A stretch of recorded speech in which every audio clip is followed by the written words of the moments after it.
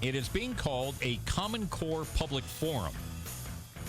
And if you're a parent with a child in school right now, you should be aware of this and be informed about Common Core as best you can.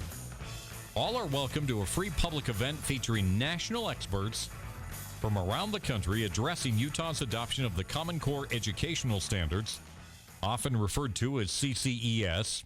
Come learn and ask questions. Now, it will take place on Tuesday, July 10th from 7 to 9 p.m. at the Larry Miller Auditorium on the Salt Lake Community College campus down there at 9750 South 300 West in Sandy.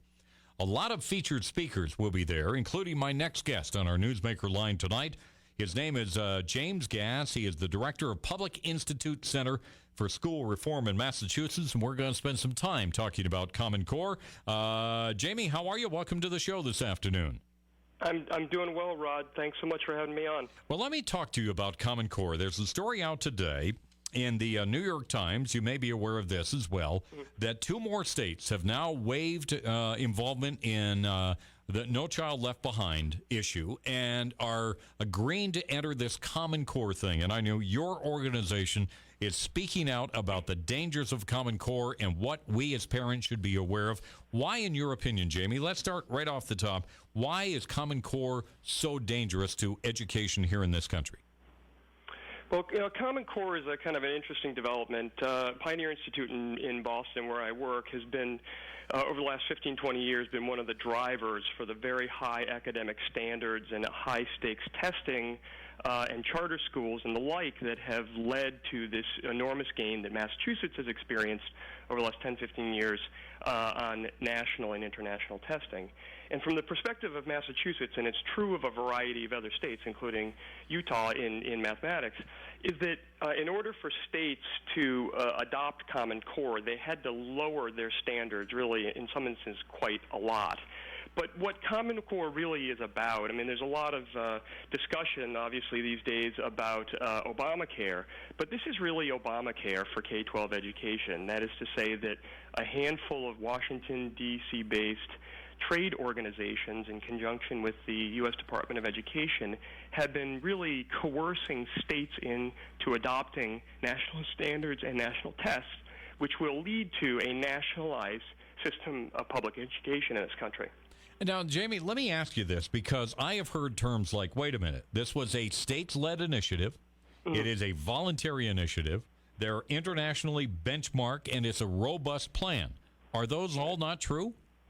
Well, it's kind of interesting because the players, the D.C.-based players that are in favor of Common Core, the Governors Association and the Chief State School Officers, which is the Commissioners of Education, when they think of something being state-led, what they mean is that their membership, their private organization and their membership in the various states have participated, and that is true. The problem is that the testing for national standards is paid for by the U.S. Department of Education, which is explicitly forbidden from doing that. And they have also used a variety of different measures, including waivers from the No Child Left Behind law, in order to coerce states into adopting the standards in exchange for the waivers.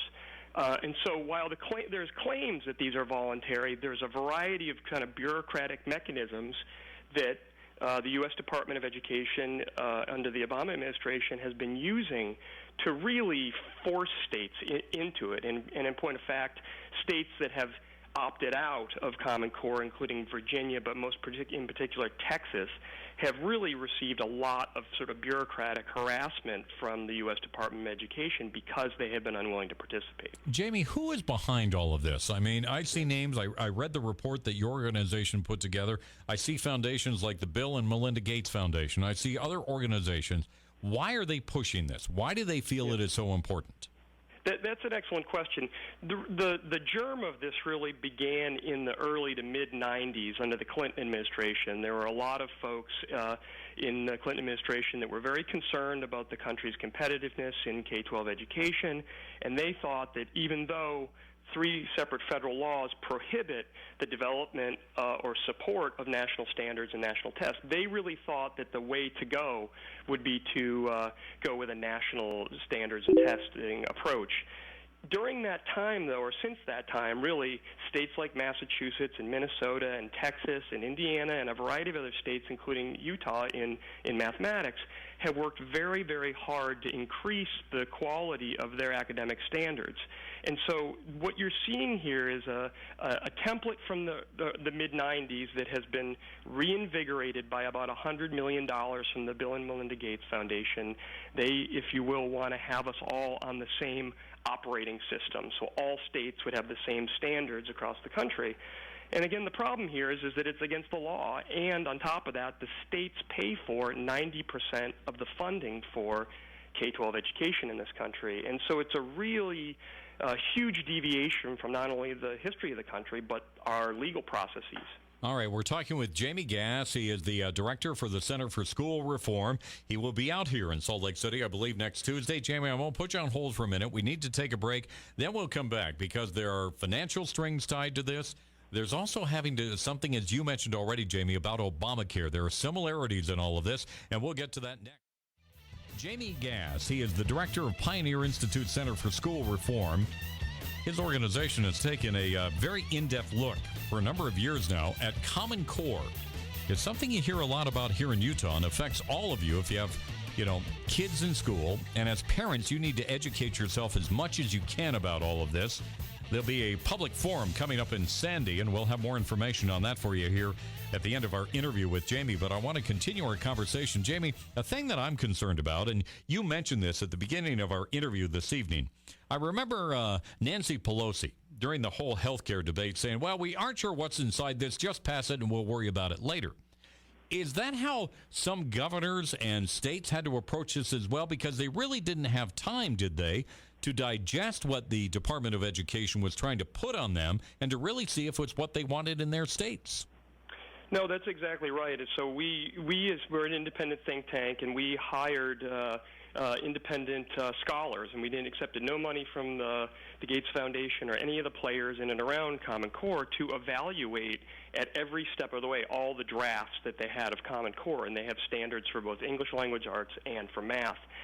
And we, again, got nationally renowned scholars that looked at them in very careful detail and objectively analyzed them. And they were just of much lower quality, and it was being done in such a rapid manner that we were working sort of fast and furiously just to keep up with the various drafts that were being developed. But the core of this, of the national standards push, really has been to try to do it through the back door. So most state legislatures in the country are only now beginning to find out the specifics of what is in Common Core and all of the implications and strings that will be attached, which is remarkable because, again, most state legislatures, they're the ones that are responsible for paying for 90% of the funding. And so in some respects, it's worse than Obamacare because Obamacare at least passed through the Congress. This national standards push was tied to what they call Race to the Top, which was a federal grant through the U.S. Department of Education.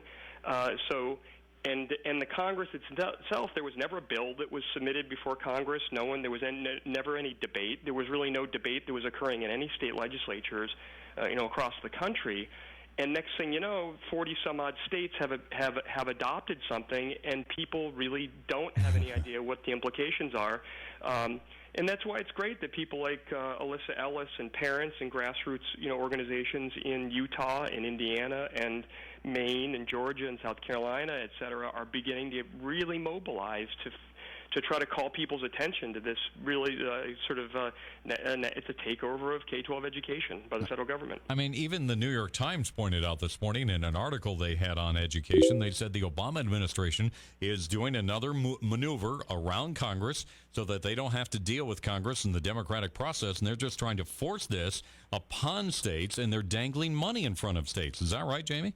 That's exactly right. So many states are in a sort of fiscally beleaguered situation, and a couple of years ago the Obama administration used this race to the top competition and dangled $250 million in front of states, and the whole grant process included $4 billion, but they were really trying to use that grant money and other levers to sort of herd states into this. And what happened is that the governors signed on these memoranda of understandings with Common Core, as did the state commissioners of education. And so not only is it an executive overreach at the federal level, it's an executive overreach at the state level, too, because the legislatures have been systematically bypassed. Now,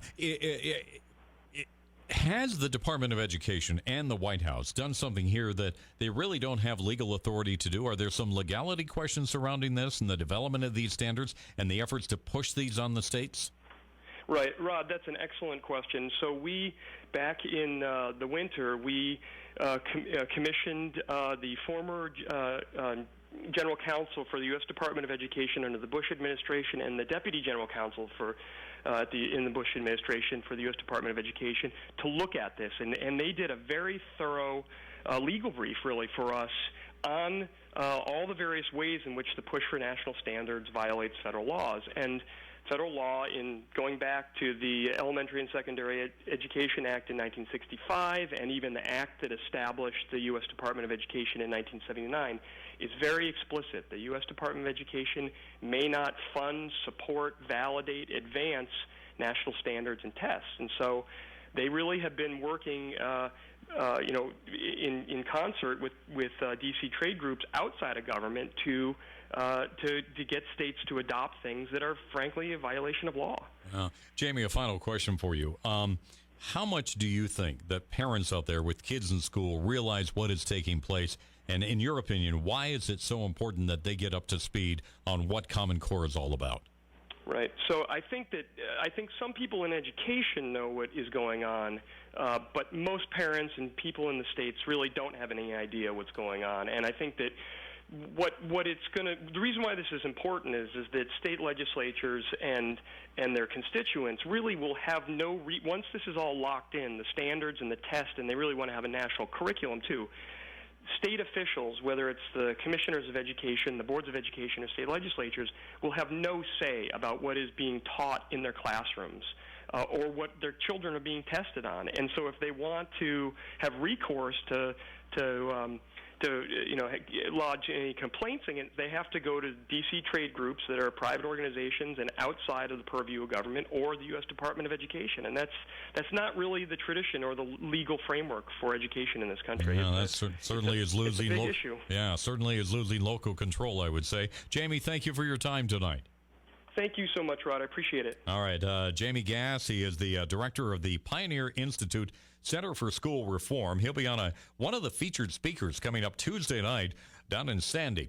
As a parent, if you have a child in school, you need to understand what Common Core standards are all about. And there will be a public forum. It's free to the public coming up on Tuesday at 7 o'clock at the Larry Miller Auditorium on the campus of Salt Lake Community College down there in Sandy. That's 9750 South 300 West. We're going to take a full hour on Monday and talk more about this coming up on the Rod Arquette Show. Be informed as a parent and get to this forum coming up on Tuesday.